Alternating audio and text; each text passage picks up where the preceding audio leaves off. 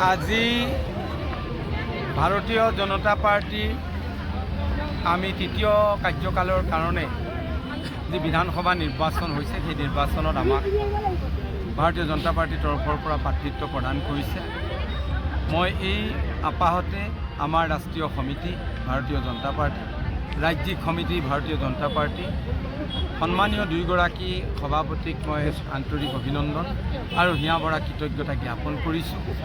লগতে আমাৰ স্বনামধন্য প্ৰধানমন্ত্ৰী নৰেন্দ্ৰ মোদী ডাঙৰীয়া আৰু আমাৰ অসমৰ জনপ্ৰিয় মুখ্যমন্ত্ৰী ডক্টৰ হিমন্ত বিশ্ব শৰ্মা ডাঙৰীয়াক অন্তৰৰ গভীৰ কোণৰ পৰা কৃতজ্ঞতা আৰু অভিনন্দন জ্ঞাপন কৰিছোঁ।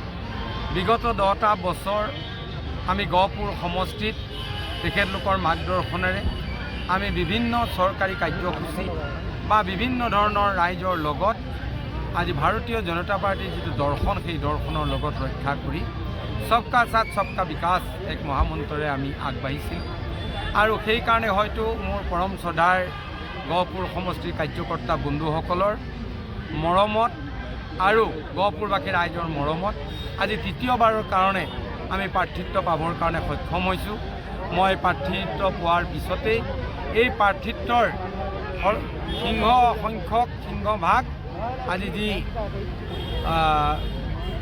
কৃতিত্ব পাইছে মোৰ মৰমৰ কাৰ্যকৰ্তা বন্ধুসকলে পাইছে আৰু গহপুৰ ৰাজ্য সমষ্টিৰ বাসিন্দাসকলে পাইছে, ভোটাৰ ৰাইজে পাইছে।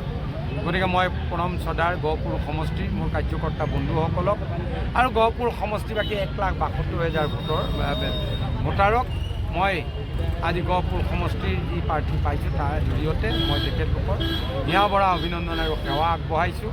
আৰু মই ভাবিছোঁ আমাক যদি পুনৰবাৰ গহপুৰবাসী ৰাইজে আকৌ মৰম কৰে, জনতা জনাৰ্দন বুলি আমি জানো, জনতাই যি জনাদেশ দিব সেই জনাদেশ মানি ল'বলৈ আমি সক্ষম হওঁ।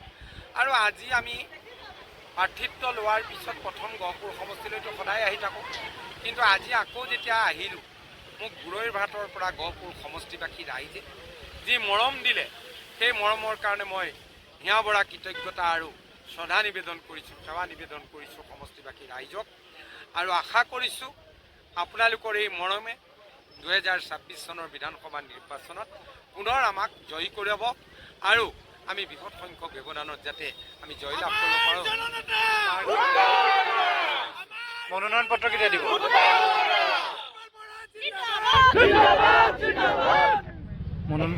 অহা 23 তাৰিখ সোমবাৰ আমি মনোনয়ন পত্ৰ দাখিল কৰিম।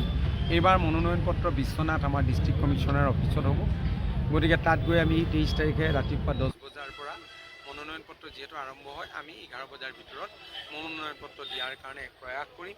মই আমাৰ কাৰ্যকৰ্তা বন্ধুসকল 3গৰাকী মণ্ডলৰ সভাপতি, জিলাৰ নেতৃত্ব, পঞ্চায়তৰ প্ৰতিনিধিসকল, জিলা পৰিষদ, আঞ্চলিক পঞ্চায়ত আজি যিসকলে সহায় কৰিছে, সন্মানীয় বোথৰ সভাপতি, পিষ্টা প্ৰমুখৰ পৰা ধৰি আমাৰ শক্তি কেন্দ্ৰ, বোথৰ সভাপতি, ৱাৰ্ড সদস্য সকলোকে মই আন্তৰিক অভিনন্দন জনোৱাৰ লগতে মনোনয়ন পত্ৰত যাতে গহপুৰবাসী ৰাইজে আশীৰ্বাদ প্ৰদান কৰে আৰু পুনৰ যোৱা 10টা বছৰত গহপুৰ সমষ্টিত যিমান আমি উন্নয়ন কৰিলোঁ তাৰ 4 গুণ উন্নয়ন কৰাৰ প্ৰয়াসেৰে আমি এইবাৰ প্ৰভু ভগৱন্তৰ শ্ৰীচৰণত প্ৰাৰ্থনা জনাই দলৰ জ্যেষ্ঠ নেতৃত্বক সেৱা জনাই মনোনয়ন পত্ৰ দাখিল কৰিম।